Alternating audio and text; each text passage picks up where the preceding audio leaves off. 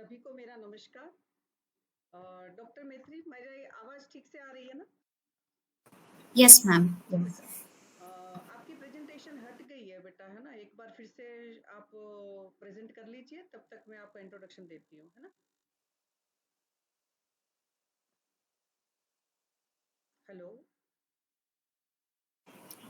Yes, ma'am. जी जी बेटा, okay. विश्व आयुर्वेद परिषद की ओर से आयोजित इस अनवरत व्याख्यान माला में आप सभी का हार्दिक स्वागत है। जैसे कि आप में से बहुत सारे पार्टिसिपेंट्स को ये विदित ही है कि हम 2015 से ये व्याख्यानमाला अनवरत रूप से निःशुल्क रूप से चला रहे हैं, और जिसमें शुरुआत के 250 लेक्चर ऑफलाइन चले, और कोविड के विकट स्थिति में ये हमने फिर ऑनलाइन करना पड़ा, और जिसके कारण कुछ फायदे भी रहे और कुछ गैर फायदे है ही, कि कहीं ना कहीं हमें ध्यान रख के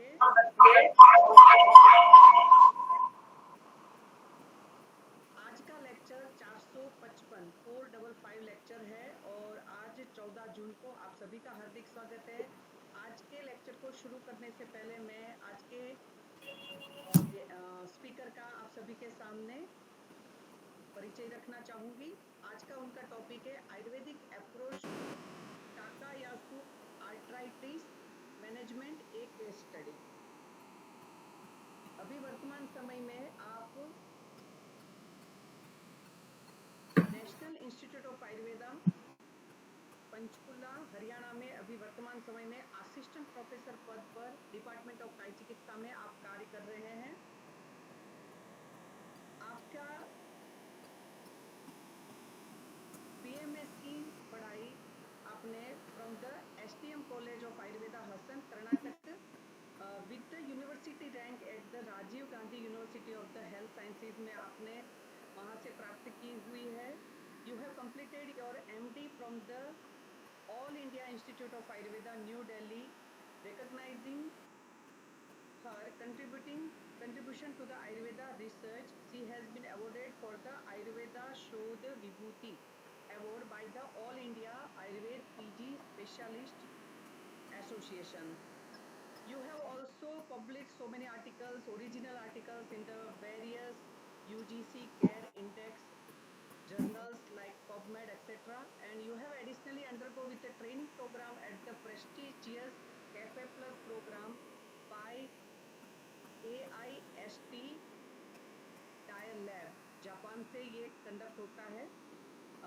Your primary area of working, skill and interest in the encompass the Ayur informatics, Ayur genomics, application of the bioinformatics techniques in the clinical research, specially focusing on the metabolic disorder। और वर्तमान समय में मुझे लगता है कि metabolic disorder ही एक बहुत ही आवश्यक, ध्यान देने योग्य या विश्व को रोग मुक्त करने योग्य वाला वो कॉन्सेप्ट है। तो ऐसे विद्वान स्पीकर का हमारे इस प्लेटफॉर्म पर स्वागत करती हूँ मैं, और आज के लेक्चर के लिए मैं आपको आमंत्रित करती हूँ doctor Maitri HS. Welcome, over to you. Thank you, ma'am. Thank you so much. Namaste, everyone. I hope I am audible.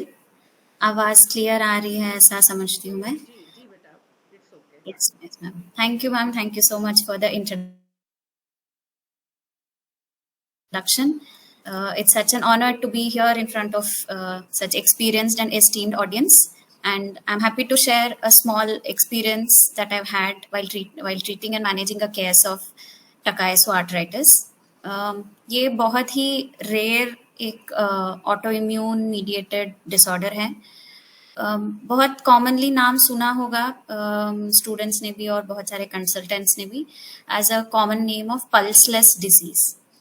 बहुत कॉमनली नाम सुना होगा, but it is a very rare occurring autoimmune disorder. उसका epidemiology and rate of occurrence हम आगे coming slides में देखेंगे। So here we'll be going through a journey of around 45 to 50 minutes, where we'll be discussing in detail about the presentation of the current case, और हमने जो probable oral medicine और पंचकर्मा के therapies हमने इसमें apply किए और उसका logical reasoning and also the improvement which was seen in the patient. Moving on, पहले हम what is Takayasu arteritis as such, इसके बारे में थोड़ा सा देखेंगे. Takayasu arteritis which is also called as pulseless disease is a systemic inflammatory condition characterized by damage to the large and medium arteries. ये जो मैंने रेड में हाईलाइट किया है ये ज्यादा इंपॉर्टेंट है, large and medium size arteries. The inflammatory process occurring in large and medium size arteries वो पैथोनोमिक फीचर है टकायासु आर्थराइटिस के लिए, क्योंकि इसी के ऊपर हमारा डिफरेंशियल डायग्नोसिस बनता है, वो हम आगे के स्लाइड्स में देखते जाएंगे. It occurs predominantly in young Asian women. जो young population है around 15 to 40 years of age का young women population, particularly residing in the Asian continent. ये most probably occurring population है and it usually involves aorta and its major branches. As हमने ऊपर के point में देखा large and medium size arteries, इसमें भी most commonly involved artery will be aorta and its major branches. इसके ऊपर डिसीज का सब क्लासिफिकेशन भी किया गया है, वो हम आगे के स्लाइड्स में again will go through. Particularly the renal arteries, carotid arteries, subclavian artery which leads to stenosis, occlusion और एन्यूरिज्मल डिजनरेशन. ये पर्टिकुलर केस हम आगे देखने जा रहे हैं. Here particularly carotid artery and subclavian arteries were involved. It is an abnormality in cell-mediated immune process. At its core, it is an inflammatory disease. Autoimmune cell-mediated immunity may be responsible for the disease and transmural fibrous thickening. यही reason है जो हमारा artery स्टीनोस होता है, उसका lumen छोटा होता जाता है और उसके वजह से the blood flow, the proper laminar blood flow जो आर्टरीज में होना चाहिए, that gets hampered. The main reason is transmural fibrous thickening of the arterial walls which ultimately leads to ischemia with altering areas of pseudoaneurysm. This is not the true aneurysm. It is a pseudoaneurysm occurring mainly because of the transmural thickening owing to the previous pathology of autoimmune inflammatory condition. The condition was first described by Dr. Takayasu, on whose name the disease has been named. Japanese ophthalmologist. हम आगे देखेंगे कि एप्थॉल्मोलॉजिस्ट को ये case कैसे first time पता चला. Here it is a disease mainly affecting the arteries.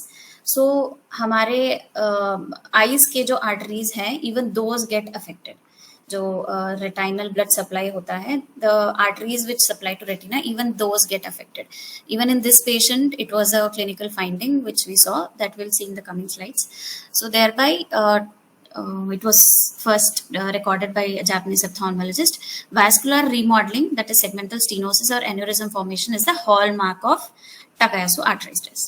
It is a rare disease which is reported worldwide, which up to only 1 or 2 cases पर मिलियन. दैट इज 10 लाख लोगों में 1 या 2 लोगों में ही ये डिसीज पाया जाता है. The majority being the females, वो भी रेशियो देख सकते हैं हम, विच इज 9:1. अगर 10 लोगों को टकायासु आर्थराइटिस डायग्नोज हुआ है तो उसमें 9 लोग फीमेल होंगे, 1 मेल होगा. It is considered a disease of the young, most being found in the age group of 40 to 50.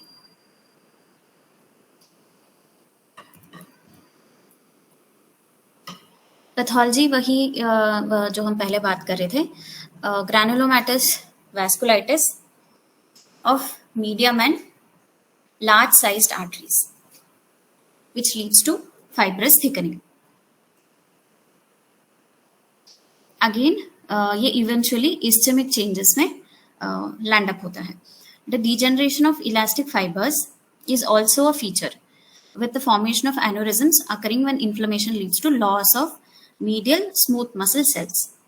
ये जो सेल मीडिएटेड इम्यूनिटी का प्रोसेस होता है, in particularly this case, the CD4 and CD8 cells play a main role, and they support the formation of granulomas. ये जो fibrous tissue develop होता है arteries में, that is mainly because of the CD4 and CD8 cells का activities. Inflammation target areas, it is around the vasa vasorum. Vasa vasora is one of the layers of the artery. Particularly ये layer में target होता है inflammation का. Reactive fibrosis and increased ground substance in the intima may also be present in some of the cases. In aorta specifically, arterial stiffness ज़्यादा हम clinically note कर पाते हैं as it is nearer to the surface, and rigid if palpated, with often striking high degrees of adventitial fibrosis. Adventitial fibrosis ज़्यादा होने के कारण aorta specifically involved होता है. The pathophysiology involves a complex interplay of immune-mediated vascular remodeling, and it is considered to be a pan-arteritis. Pan-arteritis, pan in the sense involving various things or overall component जो involved होता है, pan-arteritis, with the initial site of inflammation observed around the vasa vasorum. ये हम आगे pictorial representation में देखेंगे. In the early phase of the disease, there is active inflammation and necrosis accompanied by mononuclear cell infiltration. The pathological features indicate the presence of intense inflammatory response, which affects the arterial walls. जैसे हम अभी बात कर रहे थे vasa vasorum का, in the column under adventitia, here you can see the vasa vasorum where it is getting affected. A trigger or any antigen as such, it is affecting the HLA site, and how it is releasing IL-18, that is interleukin 18, and that is triggering the CD4 T cells, which eventually is damaging the vasa vasorum of arteries. This is a brief representation of the whole pathological process. History and physical as such TA के patients में क्या हमें physical examination में मिलता है.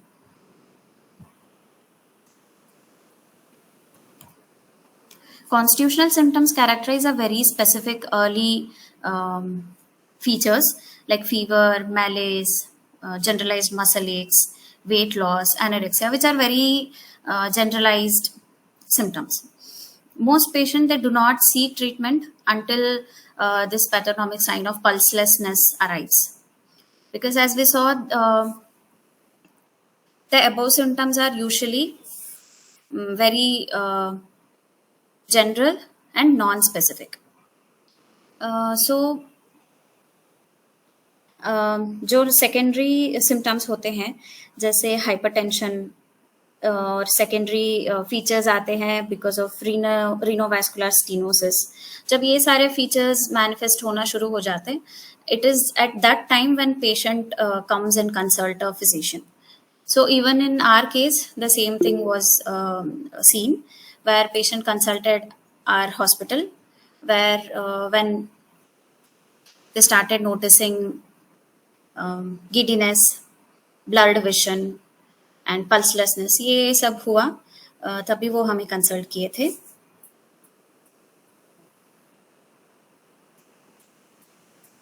Diagnosis, angiography is considered as the gold standard for visualizing arterial involvement. It helps identify stenotic lesions, aneurysm and vascular एक्लूशंस.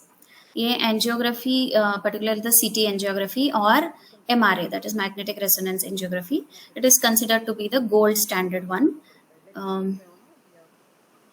to assess the aneurysms or vascular occlusion. बाकी techniques भी use होते हैं जैसे ultrasound, Doppler, but it is not so specific, और इससे हमें clear picture नहीं मिल पाता on the rate of stenosis. So better is angiography. Even in हमारा केस में भी patient had undergone CT angiography और उसी से पेशेंट को फाइनल डायग्नोसिस हुआ था.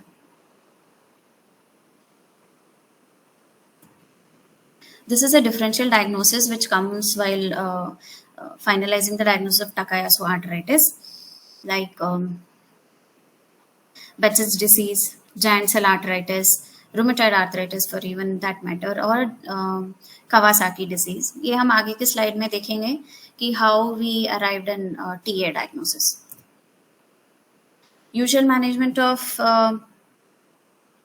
Takayasu arteritis यही होता है कि they give corticosteroids, immunosuppressive medications, or even some of the studies revealed that 78% of their patient cohort treated with angioplasty during a median of 3 years, and 93% required re-intervention. So ये भी conclusive treatment नहीं है. That is the angioplasty is also not a conclusive treatment because इसमें भी re-intervention की point almost 93% patients में हुआ था. Thus, a recent nationwide study revealed that 50% of patients will relapse. That is, अगर 100 पेशेंट को हुआ है तो 50 पेशेंट में ये रिकरेंस होता ही है. That is, Takayasu arteritis gets relapsed even after the above said treatments. So here is the scope of Ayurveda treatment, where we can reduce the chance of recurrence and episodes of syncope.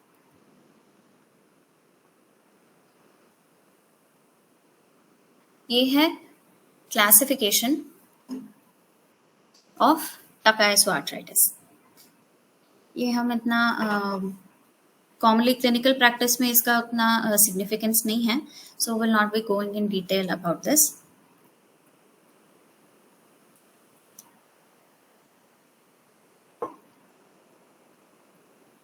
ACR criteria for diagnosis of Takayasu arteritis. Here we can see main criteria is disease onset within less than 40 years, claudication of extremities, decreased arterial pulse, or blood pressure difference more than 10 mmHg in bilateral upper limbs, bruit over subclavian arteries, or arteriogram abnormalities.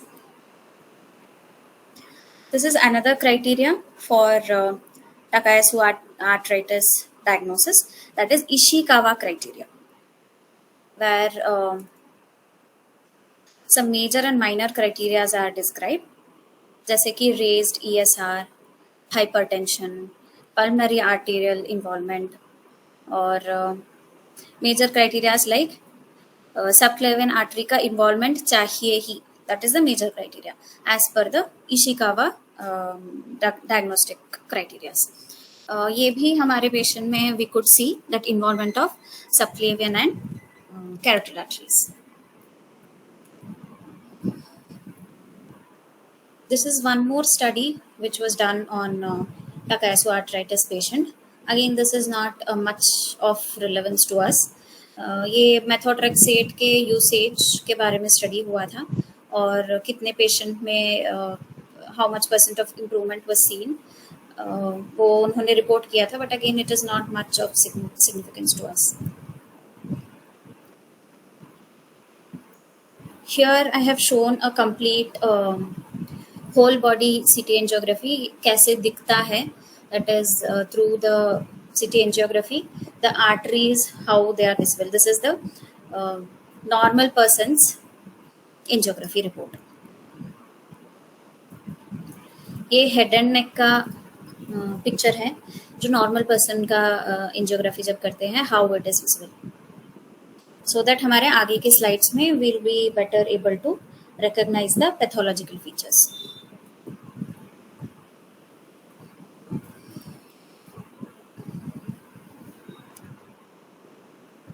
Coming to the case as such, ये हमारे patient का details हैं. A 35-year-old female a housewife, um, coming from lower middle class socioeconomic status. This was the complaint she had, um, that is repeated fainting, blurred vision, pain in the anterior aspect of neck, and generalized malaise and feverish feeling. और जब IPD में जब हमने admission किया था, patient had even some of the worst symptoms like episodes of aphasia, non-recordable BP, non-palpable pulse, etc. This is the family history. Patient's mother had hypertension, and family history was also positive for type 2 diabetes.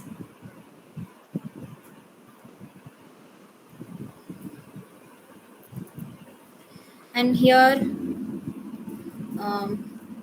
in vital signs, nothing much of significance except the BP, which was again raised.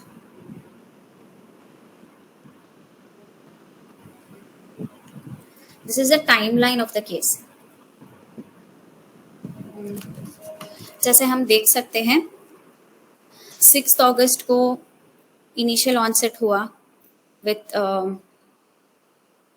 feverish feeling, fainting, etc. उसके बाद के symptoms and laboratory reports we can see along with CT का reporting, where patient had nearly occluded arteries.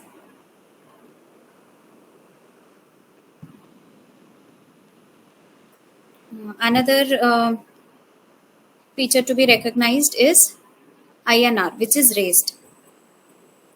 Also, patient had sinus tachycardia and raised cholesterol and triglycerides. It is after this the patient came for admission in our hospital. This is the personal history. Patient had a mixed diet consumption with frequent consumption of fried food, spicy food, cold carbonated drinks, excess consumption of mutton, lassi, milk tea consumption, etc. Patient का sleep उतना sound नहीं था, and कोष्ठा was regular, but मानसिक भाव of patient was very evident, that she used to get angry very often, और irritability ज़्यादा था, and physical activity, she did not have any regular physical activity. Coming to Ashtasthana Pariksha, Nadi was not palpable through radial artery. And other significant features would be like Sparsha was Shita and Ruksha. Jivha was Lipta most of the times. और physical examination में patient थोड़ा pallor दिख रहे थे with sallow skin colour, and बाकी का examination features like icterus, cyanosis, ये सब एब्सेंट थे.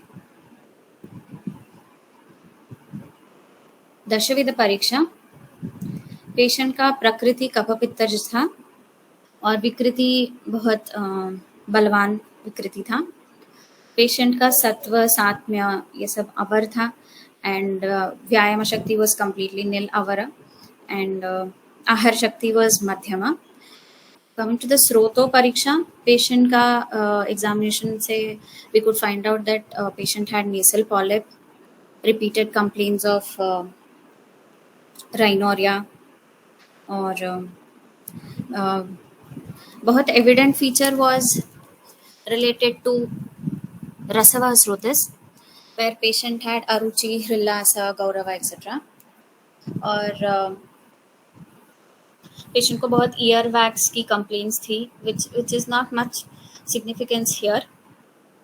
और बद्ध पुरीश था, that is heart stools and constipation का कंप्लेंट था पेशेंट को, and patient had this spontaneous ecchymosis complaints, and Asveda and Parushya complaints she had with respect to Svedavasrotas.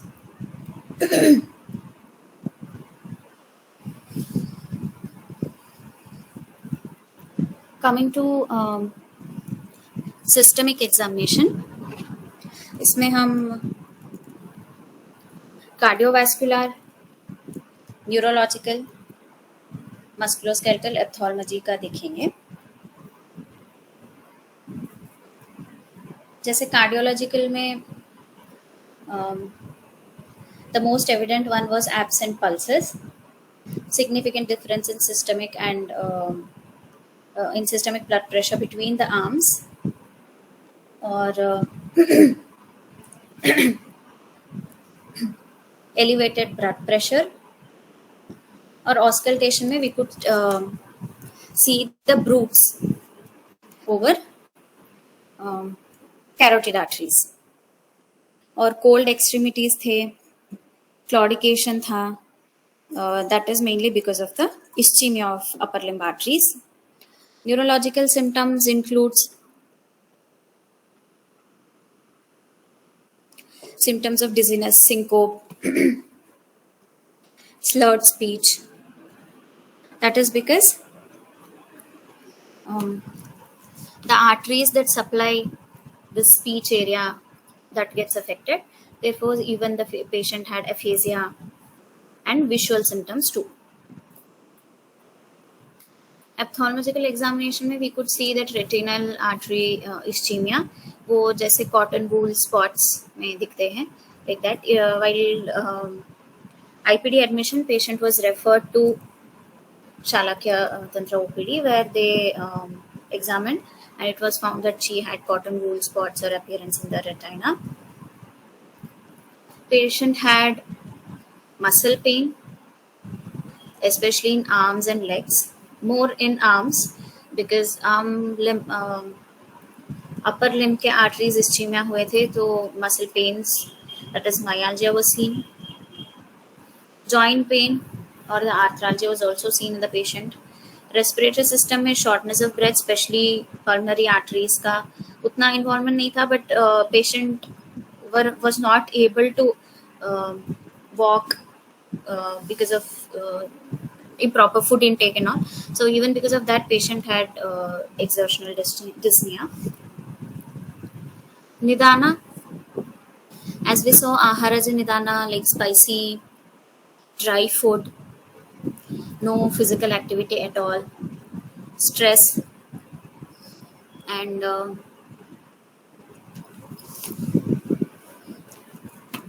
dosha, which was involved, was kapha and pitta. Dushya affected were rasa, rakta, and mansadhatu.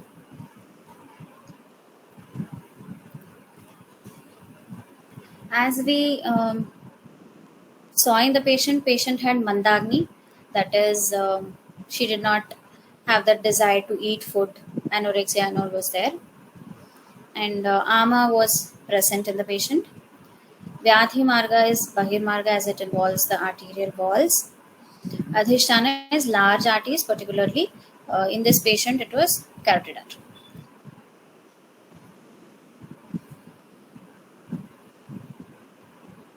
These are the reports of patient. Here it is a report of echocardiography, where we can see there was mild regurgitation of both mitral and tricuspid valve.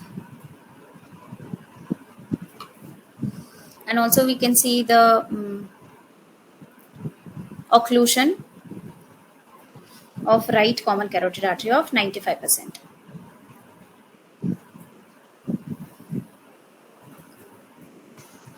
This picture shows where exactly was the occlusion seen in the patient. We can see the carotid arteries being particularly involved, more on left than in right. And this is a report of CT scan, CT angiography. where it was reported for 80 to 90% of stenosis in bilateral CCA and ICA, internal and common carotid arteries, 95% in subclavian artery, complete occlusion in left subclavian artery. These are the patient medications patient was currently on when she came to our hospital, including Folitrax, Epilev, Ecosprin, Metocard, all these things.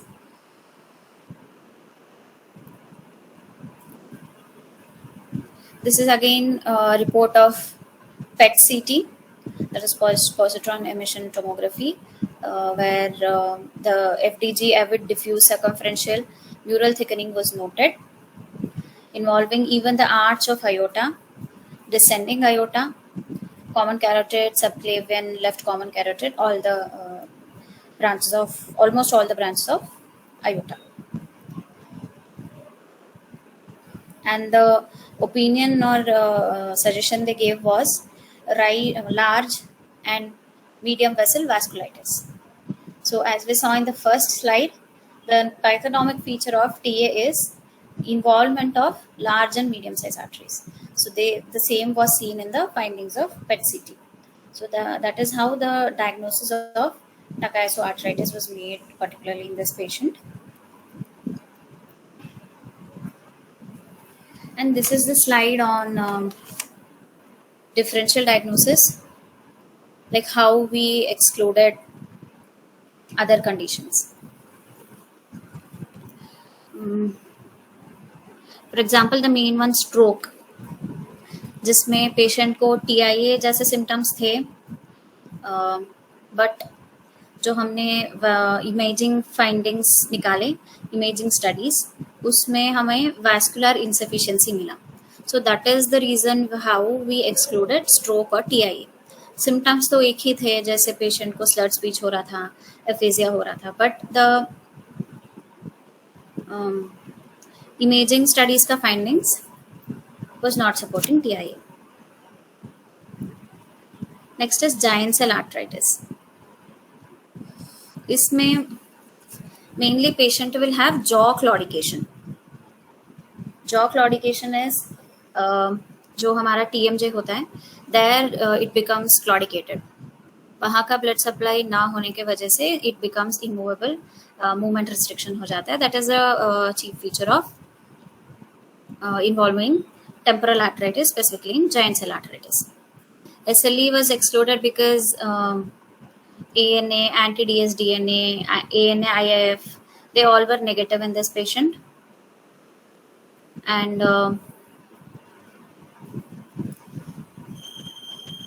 another main thing is cerebral aneurysm. It was again excluded, as we saw in angiography के report में there was no signs of aneurysm. So even that is how the aneurysm was excluded. And final diagnosis of TA, Takayasu arteritis, was made.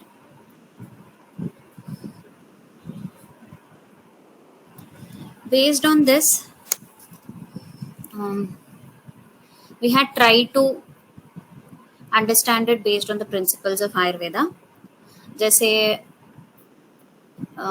वात रक्त के कुछ सिद्धांत हैं, और सिद्धांत जो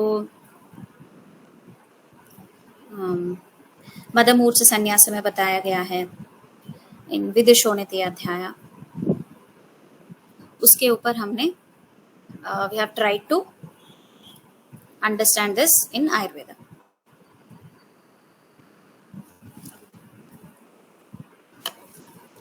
For example, based on etiology,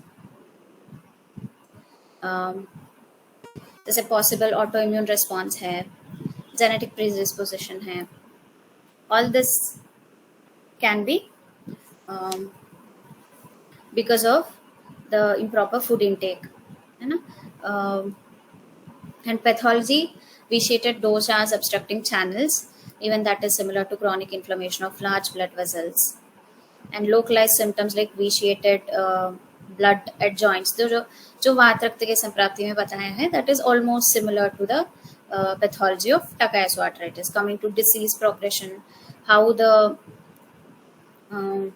pain and severity increases, and the particular comparison between blood flow, जो वात रक्त में बताया है, जैसे वात और रक्त जो मिलके, in coming slides we'll see that also how it is explained in shlokas. So based on these aspects, we can compare Takayasu arthritis with a form of vata rakta. Here I have tried to put the relevant shlokas, जैसे सौक्ष्म्यात् सर्वसरत्वाच्च pavanasya asrijasthatha. Pavana, that is vata and rakta when it is involved. Sukshmata, the sukshma, and sarvasaratva, that is the all pervasive nature and the minute nature of both vata and rakta. How it surpasses all the siras. Siraya nahi, saratvacha, deham gachan siraya nahi. Sirayana, many sirayanas, that is the pathways of many siras, how it gets affected because of pavana and rakta.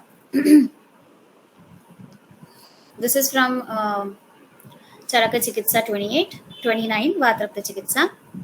Causative factors of Madha Murcha Sannyasa, again I have tried to correlate a bit, where in the shloka of 28, Durbalam Chetasah Sthanam Yada Vahyu Prapadyate Mano Vikshobhayanti Samnam Sammohayet Tada. The involvement of mana, even in this patient we had many manasika bhavas of irritability, krodha, all those things. And yadatu rakta vahini rasa sangna vahini cha. And again this is was very evident in our patient too, involvement of rakta and rasavaha vahinis, rakta and rasavaha srotas, particularly involvement of all these srotas. इससे क्या होता है?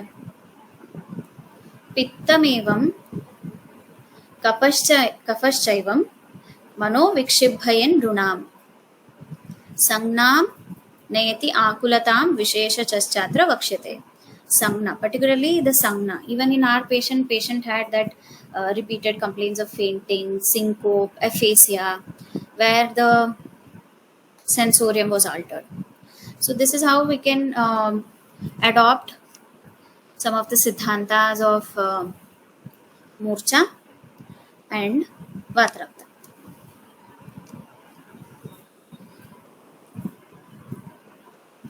These are some of the treatments advised in Madha and Murcha, like Sneha Svedopapannanam Yatha Dosham Yatha Balam Panchakarmani Kurvita.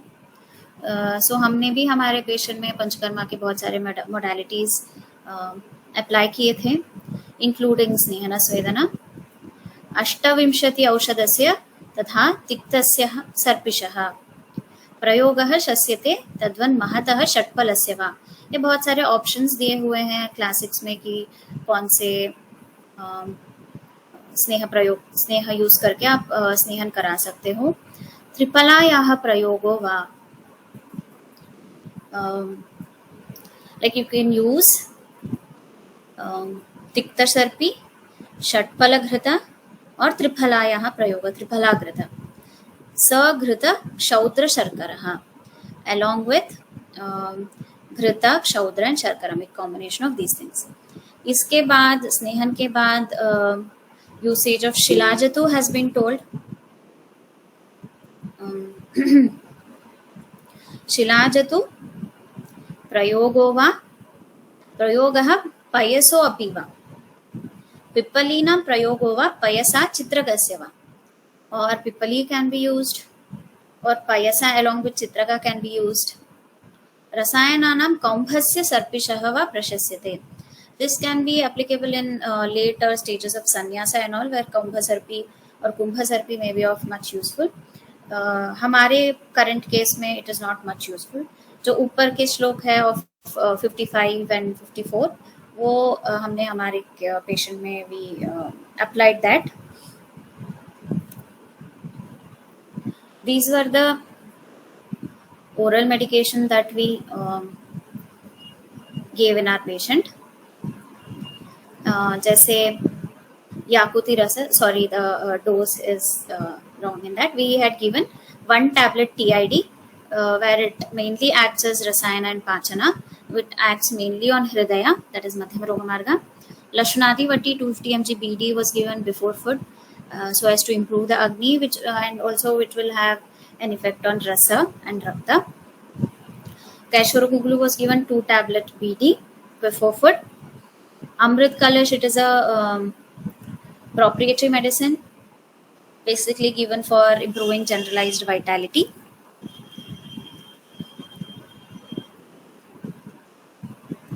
Arjun Chalchun, as in the form of Chirapaka, was given 30 ml BD. Punarnav Mandura, which basically acts on Rasa Vahasrutas, that is Bahiroga Marga, Adhikara of Panduroga, was given.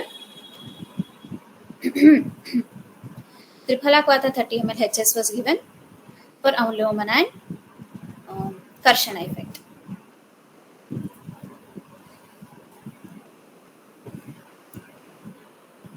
This is the outline जो हमने पंचकर्मा कराया था. Started with सर्वांग धान्याम्ल धारा, shirodhara and तलम.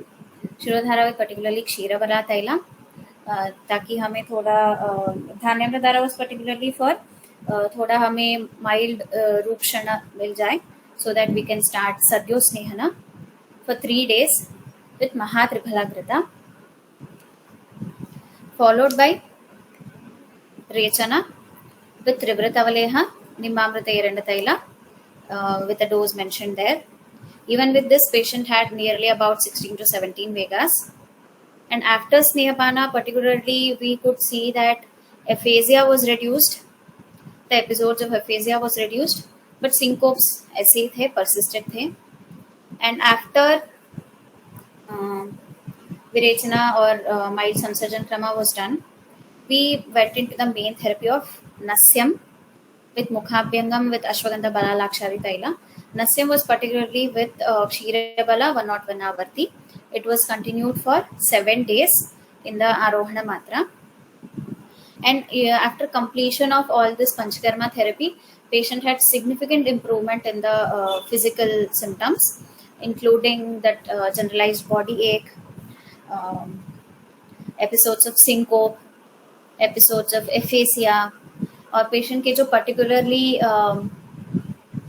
blurred vision और blackouts के symptoms थे, those become very much reduced और उसके episodes significantly reduce हो गए. जैसे patient had that blackout of nearly 6 to 7 times a day, और नस्य के treatment के बाद it was almost reduced to once a day or once in 2 days. So नस्य के बाद patient को बहुत improvement था. That is Nasya, which was given post Virechana. So that we have to keep in mind. So this was the activity score that we used to assess the pre and post treatment improvement. This is particularly for Birmingham vasculitis activity score. ये Indian population के लिए particular नहीं है, but इसका जो various domains हैं, that is much more relevant than the ITAS score what we have. इसलिए हमने ये स्कोर चूज किया था.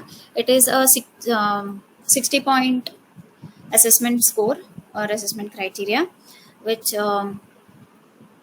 assess the patient in various domains, जैसे कि cutaneous manifestation, ENT related manifestation और किडनी के related, cardiovascular related manifestation. So इसमें बहुत सारे ऐसे डोमेन्स हैं.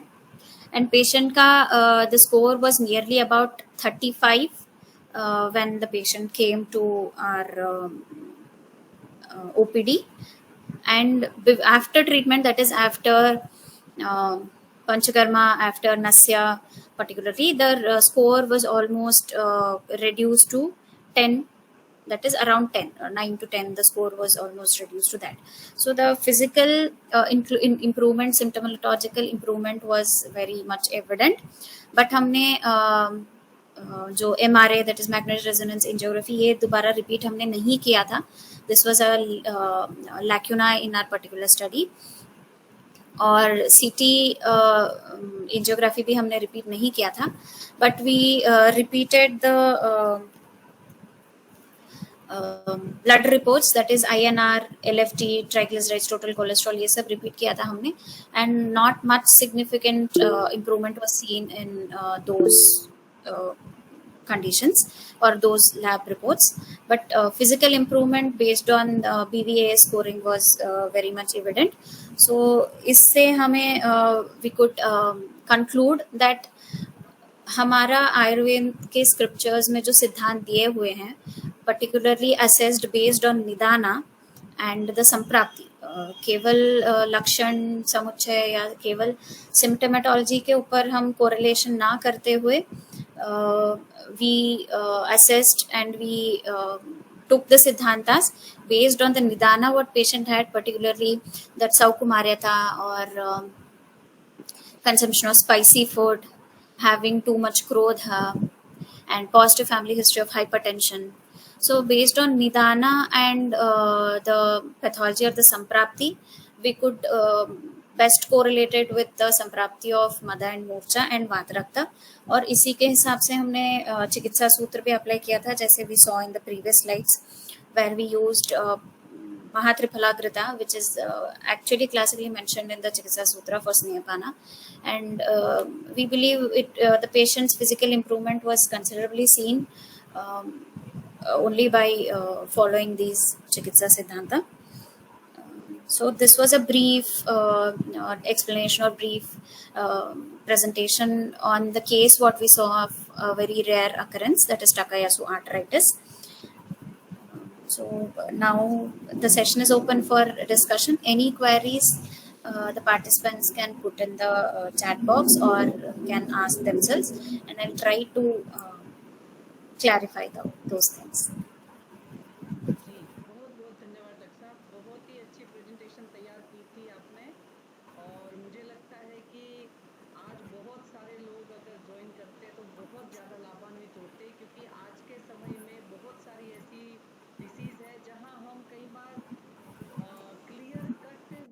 से नहीं देख पाते या नहीं ढूंढ पाते, तो वहां हमें किस तरीके से पाथवे बनाना चाहिए और हम किस तरीके से इसको आगे ले जा सकते हैं. तो ये बहुत अच्छी तरीके से आपने संप्राप्ति से लेके पूरी पैथोजिनोसिस, उसमें स्रोतस की परीक्षा, दशवित परीक्षा और सब कुछ बहुत ही अच्छी तरीके से आपने एक्सप्लेन किया. और मुझे लगता है कि बहुत सारे लोगों को ये अपने अपने फील्ड में अपनी जगह पे इसको कोरिलेट करने में, साथ साथ उसको सामंजस्य बिठाकर समझने में बहुत ज्यादा अच्छी तरीके से पथ प्रदर्शक, मार्ग प्रदर्शक रहेगा उनके लिए.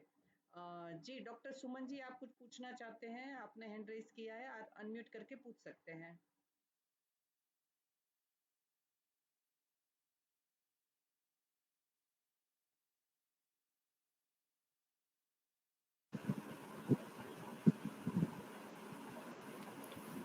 मैम अगर आप बोल रहे हैं डॉक्टर सुमन जी, तो I am not able to here.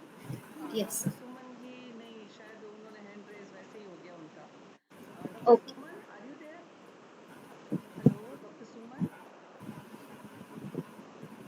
Doctor Suman शायद है नहीं.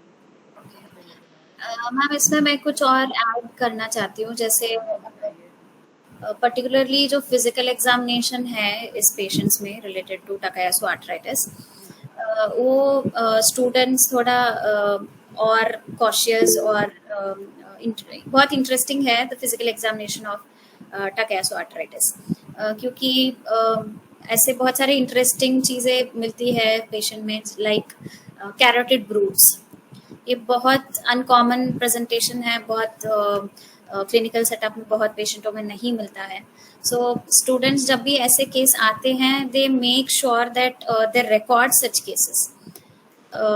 जैसे इस पर्टिकुलर पेशेंट में भी कैरोटिड ब्रूड्स प्रेजेंट थे, and even that difference in the systemic systolic blood pressure.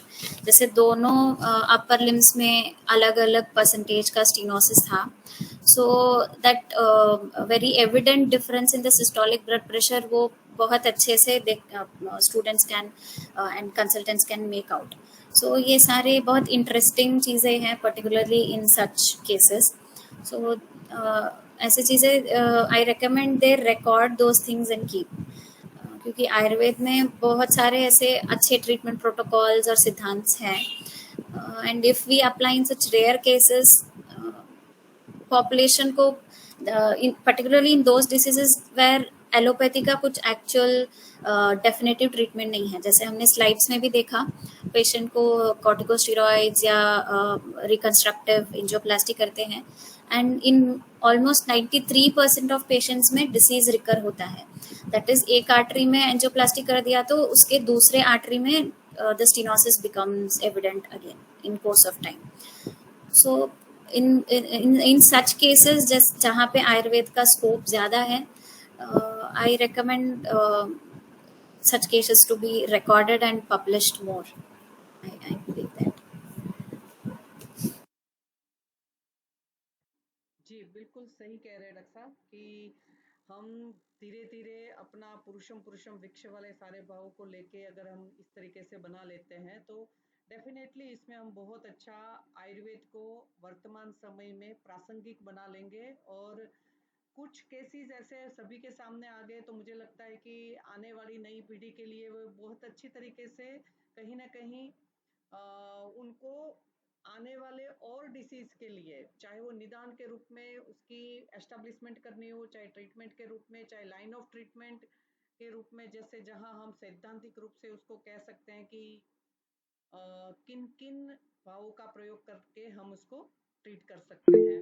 तो जी डॉक्टर सुमन जी, आप कुछ पूछना चाह रहे थे. वैसे दो सुमन जी है, डॉक्टर सुमन देशवाल और डॉक्टर सुमन, हाँ डॉक्टर सुमन देशवाल, आप पूछ सकते हैं.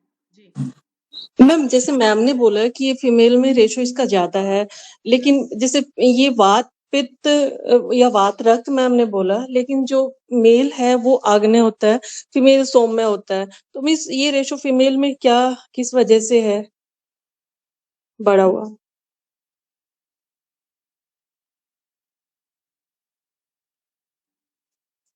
जी डॉक्टर मैत्री, आपको आवाज आ रही है, सुनाई दे रही है? Hello. Yes ma'am, yes ma'am. Thank you doctor Suman for the question. ये भी एक बहुत इंटरेस्टिंग चीज़ है, जैसे हम क्लिनिकल प्रैक्टिस में भी देखते हैं. तो occurrence of even commonest of the auto immune disorders जैसे RAB है, even that is most commonly seen in the female sex. So इसके भी बहुत सारे हाइपोथेसिस पब्लिश्ड है कि why autoimmune disorders like Takaizo-arthritis occurs most commonly in female. Some of the hypotheses state करते हैं that is because of hormonal influences or genetic factors or autoimmune tendency. जैसे genetic factors, for example, association of HLA genes. जैसे HLA genes का association in Takaizo-arthritis have been well recorded. और ये expression of HLA genes as such will be more in female population. जैसे female gender है उसी में ही HLA association, HLA expression ज़्यादा होता है. एंड ऑल्सो जैसे हार्मोनल हाइपोथेसिस का मैंने बोला, that is of oestrogen particularly, it has complex effects on immune system, immune function. जैसे पर्टिकुलरली ईस्ट्रोजन का ही इफेक्ट ज़्यादा है, that is oestrogen promotes auto immune pathologies. और एक और मैंने बताया था, एक और हाइपोथेसिस हो सकता है जैसे epigenetic factors, that is some of the gene expression that is at the level of DNA methylation or histone modification and all. उस level में भी female population या female gender they have that higher expression of all these things. So I think I answered your query, ma'am. Yes ma'am, it's clear. Ma'am, one thing more, ma'am, जो inner mucus का जो fibrosis हुआ था, तो उसको हम कर सकते हैं क्या कम? Yes ma'am, particularly the stenosis हुआ था, वो यस मैम। फाइब्रोसिस की वजह से ही हुआ था, द ग्रैनुलोमैटस टिश्यू की वजह से। उसका हम जैसे 90 to 99% एक्लूजन था, उसका हम ज़्यादा उसमें रिडक्शन नहीं देख सकते हैं। जो प्रोसेस में है, जैसे कुछ आर्टरीज 40% 30% अक्लूडेड भी थे, उसमें हम प्रोग्रेशन रोक पाते हैं, and complete reversal of stenosis is not possible, क्योंकि वो स्ट्रक्चरल डिफॉर्मिटी ऑलरेडी हो गया है। So that complete structural abnormality को ठीक करना is not possible as far I have understood, और उसका प्रोग्रेशन हम डेफिनेटली रोक सकते हैं। And this patient is still under follow up with us, so patient को उतना एग्रेसिव सिम्टम्स अभी भी नहीं है। जैसे अब तक पेशेंट का 4.5 years फॉलो अप में patient should have had progression involving all pulmonary arteries, excessive involvement of renal arteries भी, बट पेशेंट को उतना अग्रेसिव सिम्टम्स अभी नहीं आए हैं। इन बिटवीन हमने सद्यो विरेचन वगैरह घर पर भी लेने के लिए दिया था, but still we could reduce the progression of disease till now. Okay, thank you so much ma'am. Thank you, ma'am. Thank you. जी, बहुत बहुत धन्यवाद डॉक्टर साहब। और बहुत अच्छी बात है कि हमारे पास, वैसे एक बात मुझे आज फिर से याद आ रही है, तो मैं बताना चाह रही थी सभी पार्टिसिपेंट से भी, कि जब डॉक्टर बलदेव सर यहाँ थे 2015 में व्याख्यानमाला शुरू हुई, और उसके बाद लगभग 30-35 व्याख्यान के बाद सर की उधर सिलेक्शन हो गई आयुष डायरेक्टर के रूप में हरियाणा में। तो बहुत ज़्यादा स्टूडेंट्स की संख्या कम हो गई, और आज मुझे वही दिन याद आ रहा है। तो मैं सर को पूछ रही थी कि अब व्याख्यानमाला का क्या करना है। बड़ी मुश्किल से 2-3 स्टूडेंट्स मैं पकड़ के खींच के लाती थी कि नहीं, मैं बेटे आज है ना, शुक्रवार है, कोई भी नहीं आया, क्या तुम मुझसे पढ़ लोगे? और मैं भाग्यशाली हूँ, मुझे बहुत अच्छे स्टूडेंट मिले कि किसी ने, मैं किसी को भी पूछती थी और किसी ने मना नहीं किया कि नहीं नहीं मैडम हम बिजी है, और ये तो आपका पागलपन है ना कि हर रोज शुक्रवार को यहाँ पढ़ने पढ़ाने के लिए बैठ जाते हो। सभी स्टूडेंट्स ने, किसी को भी पूछा, उन्होंने हाँ बोली, वो आए, चाहे मैंने घंटा पढ़ाया चाहे 1.5 घंटा पढ़ाया, और या फिर कोई मैं आमंत्रित करती थी टीचर्स को, इनवाइट करती थी, उनके पास पढ़े, मगर पढ़े सारे बच्चे। तो तब मैंने सर को जब पूछा था, तो वो एक आंसर आप सभी को भी अच्छा लगेगा कि अगर कोई इस व्याख्यानमाला में कभी ऐसा शुक्रवार आया कि कोई पढ़ने के लिए नहीं आया, है ना, और मैंने चाहे किसी को बुलाया, उसने भी मना कर दिया कि मैडम टाइम नहीं है आज, तो सर ने बताया था कि डॉक्टर हेतल आएगी, दीप प्रज्वलन करेगी यहाँ, और 1 घंटे तक, 2 घंटे तक ये चरक संहिता का पाठन पठन अपने आप स्वयं अकेली करके ऊपर जाएगी। तो मुझे लगता है कि जब कम संख्या होती है ना, तो मुझे बड़ा याद आता है कि ये व्याख्यानमाला संख्या बल पर नहीं चल रही है, हमारे संकल्प बल पर चल रही है, कि हमने चाहा है कि ये व्याख्यानमाला के माध्यम से हम आयुर्वेद के लिए एक पॉजिटिव एटमॉस्फेयर क्रिएट कर सके, आयुर्वेद भारत की राष्ट्रीय चिकित्सा पद्धति घोषित हो, और इसके लिए बहुत अच्छे अच्छे स्पीकरों का मुझे अनु समर्पित भाव से एक यज्ञ में जो आहुति देते हैं, इस तरीके से एक लेक्चर का, ज्ञान का आहुति मिलता है, जिसमें हम अवगाहन करते हैं, और मुझे लगता है कि ये बहुत ही प्रशंसनीय, सराहनीय, मेरे पास शब्द कम है कि अ, बहुत सारे स्पीकर्स आके इसको बांटते हैं, अपने जीवन के अमूल्य समय को, अमूल्य ज्ञान को, जिसका कोई मोल नहीं हो सकता। जैसे तक्षशिला नालंदा में निःशुल्क रूप से पढ़ाया जाता था, किसी से कोई पैसा नहीं लिया जाता था, लगन देखी जाती थी। तो आज जितने भी पार्टिसिपेंट्स आए हैं, मैं उनका तहे दिल से धन्यवाद करती हूँ कि आप एक नए रोग, क्योंकि टॉपिक हम बताते हैं, तो मुझे लगता है कि पता है, ऐसी नई चीज पढ़ने के लिए आयुर्वेद के जो स्नातक बन चुके या जो स्नातक अभी मेरे पास यहाँ 1000 स्टूडेंट है NIA जयपुर में, तो क्यों उनमें कमी रहती है मुझे समझ में नहीं आती। मैं बड़ी ऐसे मीन्स ऐसे समझती हूँ कि यार मेरी इससे कहाँ गलती हो रही है। जबकि मैं अभी 1 साल पहले की बात करूं कि NIA BMS फर्स्ट ईयर में एक बिहार से स्टूडेंट था, doctor Anandi Kumar, BMS first year Anandi Kumar. और आप सोचिए कि मैं प्रत्येक वर्ष 20 साल से मेरे BMS के फर्स्ट ईयर के स्टूडेंट को मिलने जाती हूँ, क्योंकि मुझे कभी ना कभी ऐसे लगता था कि मेरे टीचर को मुझे मिलने आना चाहिए था, मगर मुझे तो मिलने कोई नहीं आया टीचर। तो मैं समझती हूँ कि भगवान ने मुझे टीचर बनाया तो मैं जरूर जाऊंगी। और मैं चाहे कुरुक्षेत्र में थी, चाहे मैं खानपुर में थी, चाहे इधर हूँ, मैं कहीं भी कॉलेज में रही तो मैं हमेशा गई हूँ फर्स्ट ईयर BMS को मिलने के लिए कि और बच्चे कैसे हो, बहुत अच्छी साइंस में आपने एडमिशन लिया है और मेहनत में कमी मत छोड़ना, ऐसा कोई मैसेज मैं उनको देती हूँ।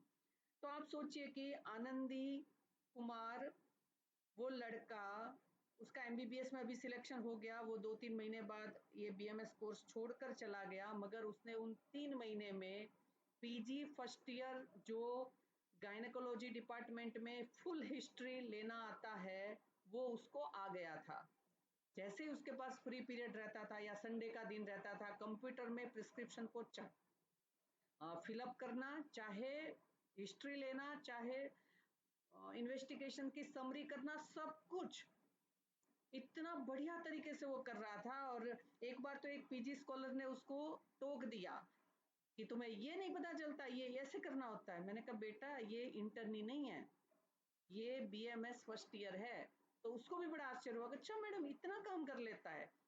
तो मैं अपने स्टूडेंट्स में, आयुर्वेद के प्रत्येक स्कॉलर में ये चाहती हूँ कि जानने की, सीखने की जिज्ञासा का अभाव या कमी बिल्कुल नहीं होनी चाहिए, है ना।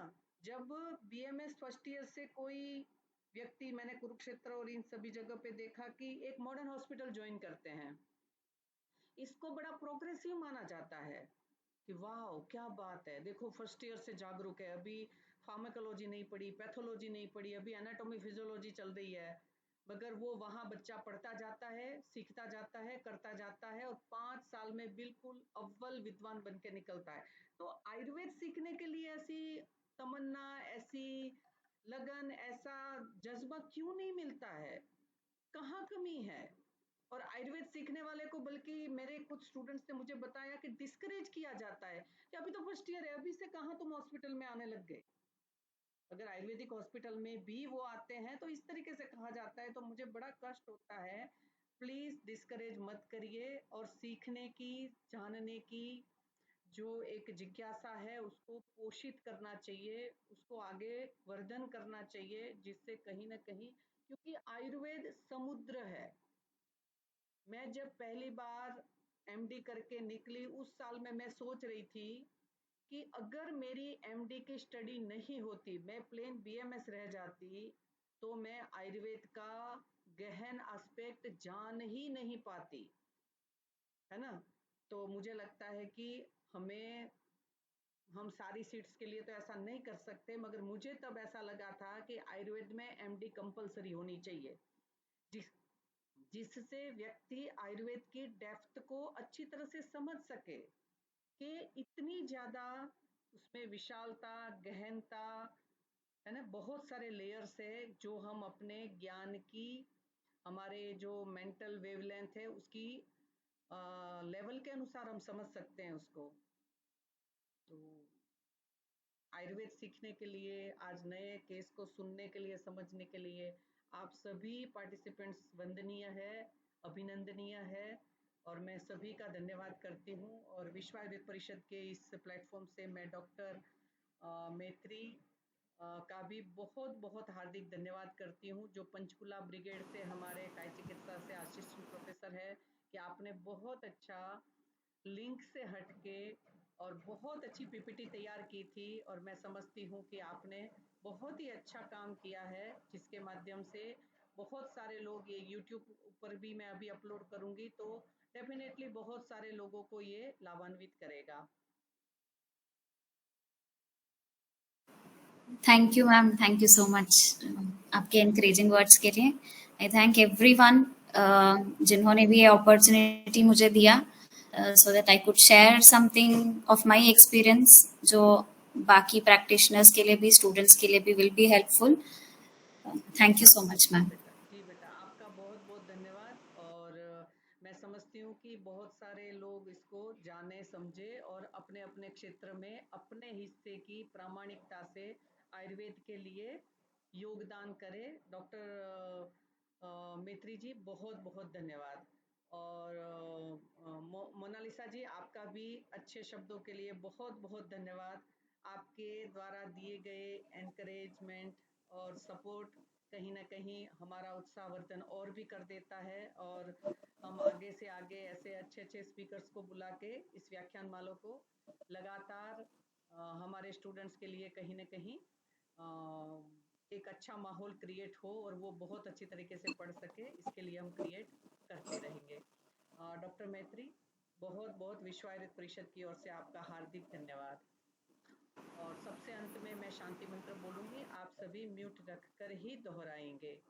ओम सर्वे भवन्तु सुखिनः, सर्वे सन्तु निरामयाः, सर्वे भद्राणि पश्यन्तु, मा कश्चित् दुःखभाग् भवेत्। ओम शांति शांति शांति। नमो नमः। विश्व मंगल की कामना के साथ हम अगले शुक्रवार को एक नए स्पीकर के साथ नए उत्साह के साथ आप सबके सामने उपस्थित होंगे। बहुत बहुत धन्यवाद। धन्यवाद डॉक्टर मैत्री। Thank you, ma'am. Namaste.